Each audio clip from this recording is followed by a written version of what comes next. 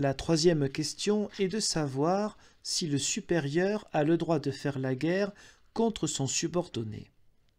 En effet, comme nous l'avons appris plus haut, les sujets doivent être soumis et même souffrir l'injustice de la part de leur tyran. En conséquence, là où tout se passe correctement, l'autorité n'a rien d'autre à faire vis-à-vis de ses sujets que d'exercer le droit, la justice et le jugement. Mais si les sujets se révoltent et s'insurgent, comme firent récemment les paysans, il est alors juste et équitable de leur faire la guerre.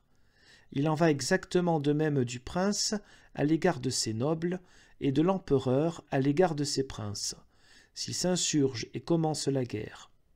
Cependant, que cela se fasse dans la crainte de Dieu, et qu'on ne s'appuie pas trop orgueilleusement sur son droit, afin que Dieu n'ordonne pas que les supérieurs soient châtiés par une injustice de leurs sujets. Cela s'est produit assez souvent, ainsi que nous l'avons appris plus haut. Car être juste et agir justement ne se suivent pas toujours l'un l'autre et ne vont pas toujours de pair, voire même jamais si Dieu ne le permet. Certes, il est conforme à la justice que les sujets se tiennent tranquilles et qu'ils supportent tous sans se révolter. Cependant, il n'est pas au pouvoir de l'homme qu'il le fasse réellement. Car Dieu a strictement destiné l'inférieur à être seul, isolé, et il lui a ôté le glaive et lui a imposé des chaînes. Si alors il s'attroupe et s'unit avec d'autres, s'il se déchaîne et prend le glaive, il se trouve devant Dieu passible de jugement et de mort. En revanche, le supérieur est destiné à être une personne publique, et non plus à être une personne isolée, qui n'est responsable que d'elle-même. Il doit entraîner derrière lui ses sujets et porter le glaive. Car lorsqu'un prince se tourne vers l'empereur comme vers son supérieur, il cesse alors d'être prince pour devenir un individu qui doit obéissance à l'empereur, comme tous les autres, chacun pour soi. Par contre, lorsqu'il se tourne vers ses sujets, en tant qu'ils sont ses sujets, il est alors autant de personnes qu'il a de tête sous lui qui dépendent de lui. Il en est de même de l'empereur qui, lorsqu'il se tourne vers Dieu, n'est plus empereur, mais une personne isolée comme tous les autres devant Dieu. S'il se tourne cependant vers ses sujets, il est alors autant de fois empereur qu'il a de sujets sous lui. C'est de la même façon qu'il faut parler de toutes les autres autorités. Lorsqu'elles se tournent vers leurs supérieurs, elles n'ont plus aucune autorité et sont dépouillées de tout pouvoir.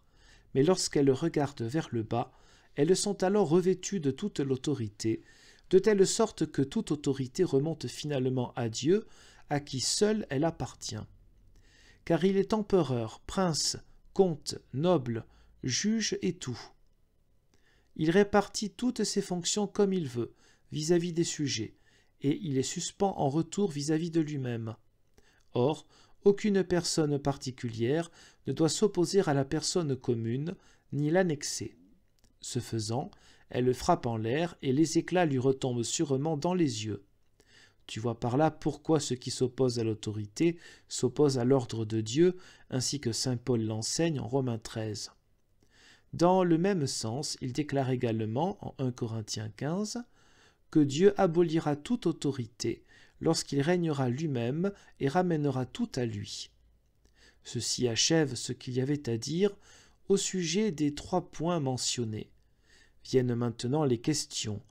Étant donné qu'aucun roi ou prince n'est à même de faire la guerre seul, il lui faut pour cela des hommes et une armée qui le servent, tout aussi peu qu'il est en mesure d'exercer seul le jugement et la justice, mais qu'il lui faut pour cela des conseillers, des juges, des jurisconsultes, des geôliers, des bourreaux et tout ce qui appartient à l'exercice de la justice.